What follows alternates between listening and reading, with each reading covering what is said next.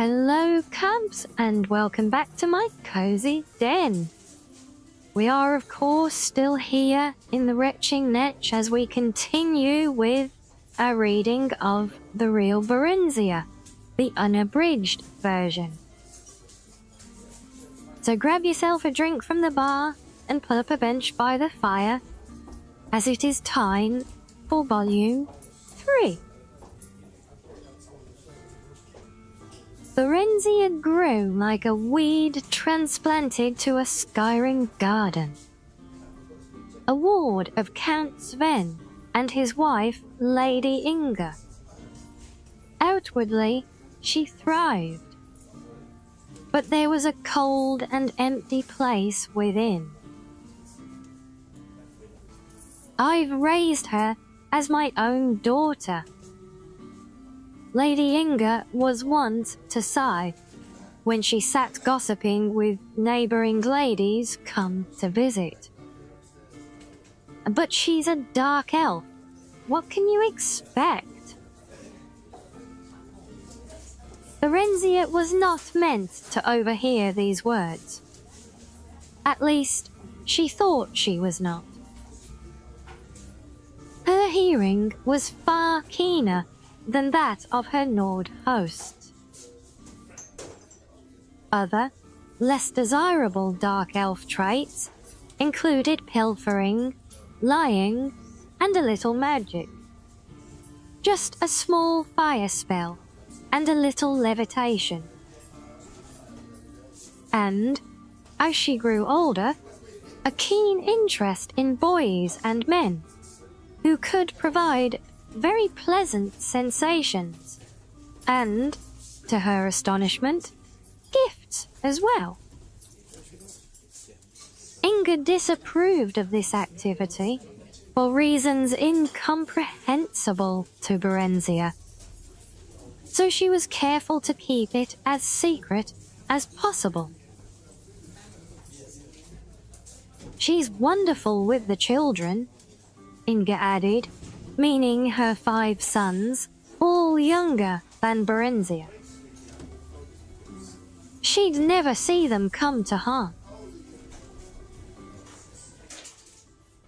A tutor was hired when Johnny was 6 and Barenziah 8. And she studied academic lessons along with him.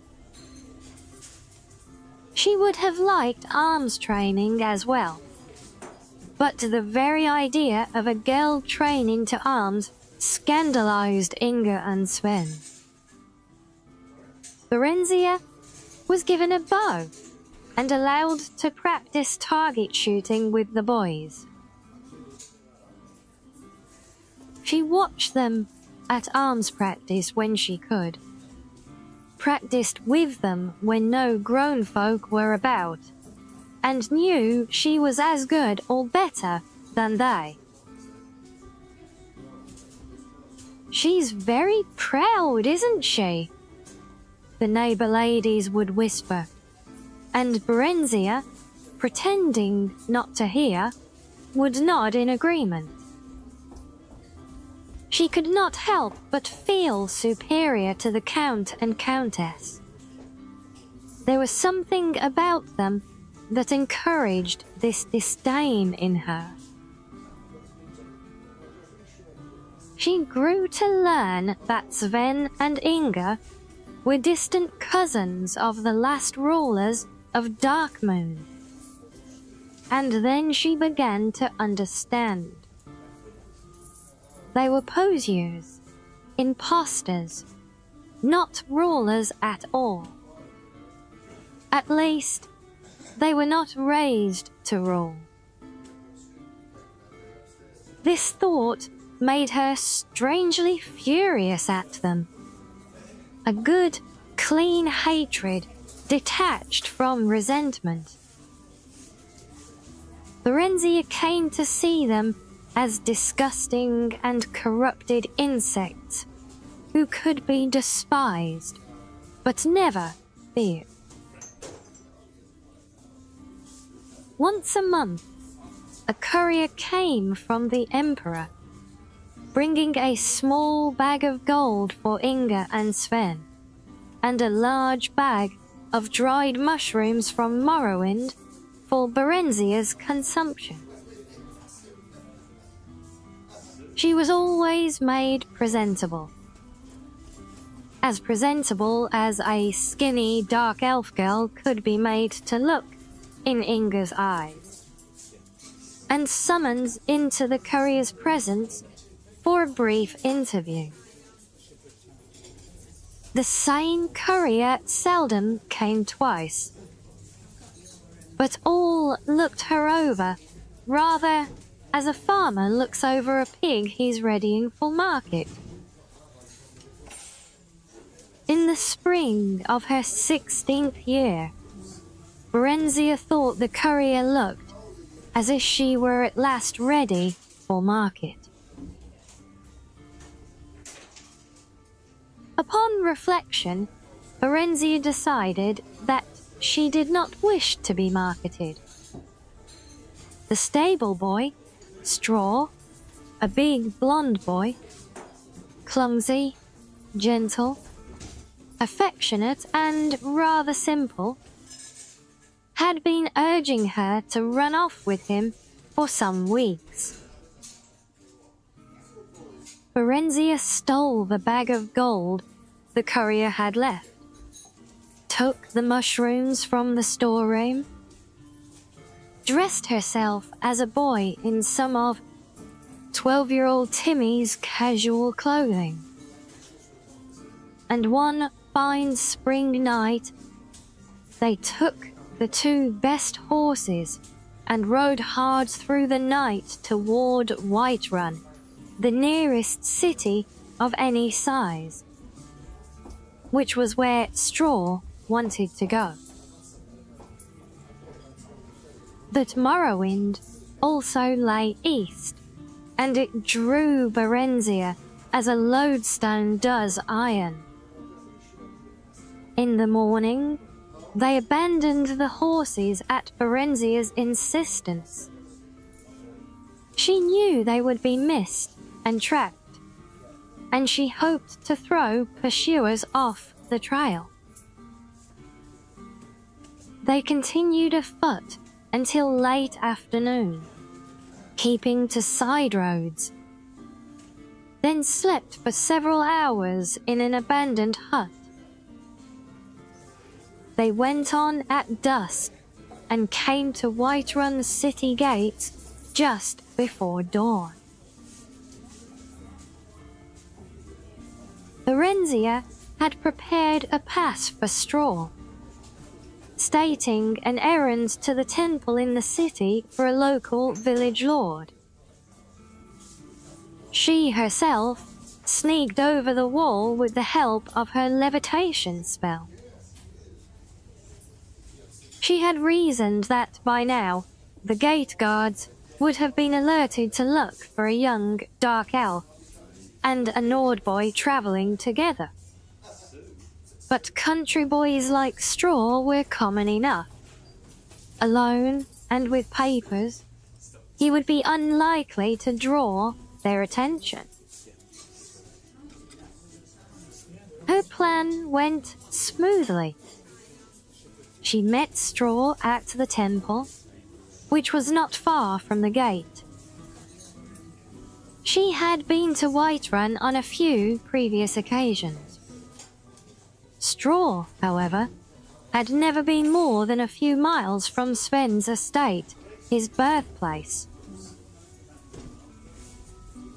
Together, they made their way to a run-down inn in the poor quarter of Whiterun.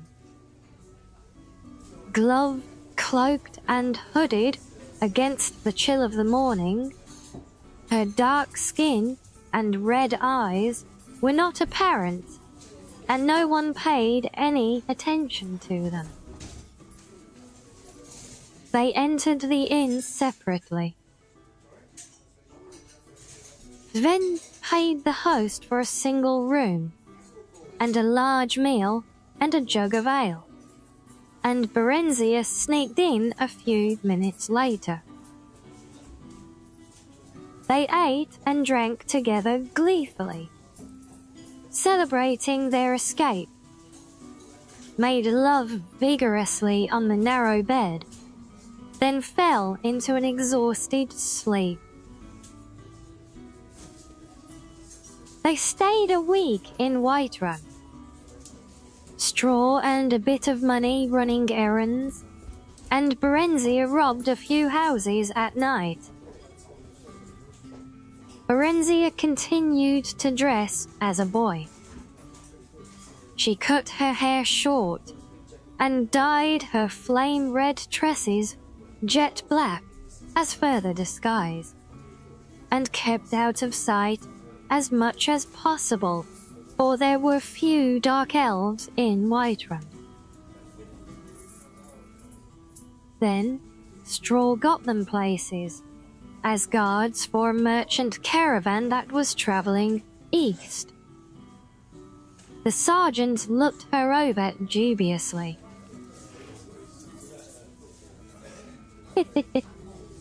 He chuckled. Dark elf, ain't ya? Like setting a wolf to guard the sheep, that is. Still, I need arms, and we ain't going near enough to Morrowind that ye can betray us to your brothers. A homegrown bandit will as lief cut your throat as mine. The sergeant gave Straw an appraising look, then abruptly spun back to Barenziah, whipping out his short sword. But she had her knife out and was in a defensive stance. Straw drew his own knife and circled the man's rear. The sergeant dropped his blade and chuckled again. Not bad, kid, not bad. How are you with that bow, Dark Elf? Barenziah demonstrated her prowess. Aye, not bad at all. And he'll be keen of eye at night and of hearing at all times. A trusty dark elf makes as good a fighting man as any could ask for, I know. I served under Symmachus himself before I lost this arm and got invalidated out of the Emperor's forces. We could betray them. I know folk who'd pay well, Straw said later as they bedded down for their last night in the old inn. Or rob them ourselves. They're very rich, those merchants are, Berry. Barenziah chuckled. Whatever would we do with so much money?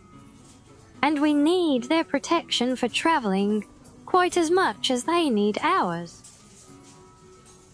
We could buy a little farm and settle down. Peasant, Barenziah thought scornfully. Straw was a peasant and had peasant dreams. But all she said was, Not here, Straw. We're too close to Darkmoor still. We'll have more chances farther east. The caravan went only as far east as Sungard. Tiber Septim had done much in the way of building relatively safe patrolled highways, but his tolls were steep, and this particular caravan kept to the side roads as much as possible to avoid them. This exposed them to the hazards of robber barons, both human and orcish, and roving bands of brigands of various races. But such were the perils of trade and profit. They had 2 such encounters before reaching Sungard. An ambush, which Barenziah's keen ears detected in plenty of time for them to circle about and surprise the lurkers, and a night attack by a mixed band of Khajiiti, humans and wood elves. The latter were a skilled band, and even Barenziah did not hear them sneaking up in time to give much warning. The fighting was fierce. The attackers were driven off, but 2 of the caravan's guards were killed, and Straw got a nasty cut on his thigh before he and Barenziah killed his Khajiiti assailant. Barenziah rather enjoyed the life. The garrulous sergeant had taken a liking to her, and she spent most of her evenings sitting around a campfire listening to his tales of campaigning in Morrowind with Tiber Septim and Symmachus. Symmachus had been made a general after Mournhold fell. The sergeant said, "He's a fine soldier, Symmachus is, but there was more than soldiery involved in Morrowind, if you take my drift." "Well, you know about that, I expect." "I don't remember," Barenziah said. "I've mostly lived in Skyrim. My mother married a Skyrim man. They're both dead, though." "What happens to the Lord and Lady of Mournhold?" The sergeant shrugged. "I never heard. Dead, I expect. All Morrowind's under military rule now. It's pretty quiet. Maybe too quiet. Like a calm before a storm. You going back there?" "Maybe," Barenziah said. The truth was that she was drawn to Morrowind like a magnet. Straw sensed it, and was unhappy about it. He was unhappy anyway, since they could not bed together, as she was supposed to be a boy.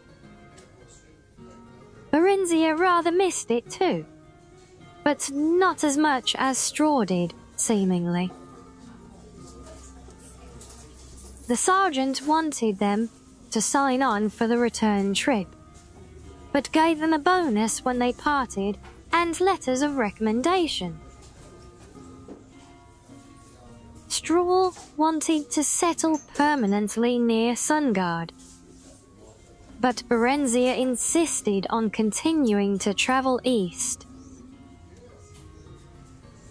"I'm the Queen of Mournhold by rights," she said, unsure whether it was true, or it was a story she had made up as a child. "I want to go home. I need to go home." That at least was true. She had run out of mushrooms and was very hungry for them. She found a few for sale in the Sungard marketplace, but they were not as good or satisfying as the ones the courier had brought. After a few weeks, they managed to get places in a caravan heading east. By early winter, they were in Riften and near the Morrowind border. But the weather had grown severe, and they were told no merchant caravans would set forth until mid-spring. Barenziah stood atop the city walls and stared across the deep gorge that separated Riften from the snow-clad mountain wall of Morrowind beyond. "Very," Straw said gently. "Mournhold's a long way off yet." nearly as far as we've come already, and the lands between are wild, full of wolves and bandits and orcs and still worse creatures. We'll have to wait for spring. There's Silgrod Tower, Barenziah said, referring to the dark elf town that had grown up around the Ancient's Tower that guarded the border between Skyrim and Morrowind. The bridge guards won't let me across, Berry. They're crack Imperial troops. They can't be bribed. If you go alone. I won't try to stop you. But what will you do? Silgrod Tower is full of Imperial troops. Will you become a washerwoman for them? A camp follower? No, Barenziah said thoughtfully. Actually, the idea was not entirely unappealing. She was sure that she could earn a modest living by sleeping with the soldiers for money. She'd had a few adventures of that sort as they crossed Skyrim, when she'd dressed as a woman and slipped away from Straw. She'd only been looking for a bit of variety. Straw was sweet, but dull. She'd been startled, but pleased when the men she picked up offered her money afterwards. Straw had been unhappy about it, and would shout for a while, then skulk for days afterwards if he caught her at it. He was very jealous. He'd even threatened to leave her. But the Imperial Guards were a tough and brutal lot by all accounts, and Barenziah had heard some very ugly stories during her travels. The ugliest stories had come from the lips of ex-veterans around the caravan campfire, and were proudly recounted. They've been trying to shock her and Straw, she realized. But she also realized that there was some truth behind the wild tales. Straw hated that kind of talk, and hated having her hear it. But there was a part of him that was fascinated by it. Barenziah had encouraged Straw to seek out other women, but he said he didn't want anyone but her. She told him she didn't feel that way, but she did like him better than anyone else. Then why do you go with other men? I don't know, dear. Straw sighed. They say dark elf women are like that. Barenziah smiled and shrugged. I know. I guess that's all the explanation there is. Well, can you believe that was all just one volume of the series? It's certainly a substantial one, so I do hope you've enjoyed it. But that will do us for today, so until next time, Cubs, stay cozy.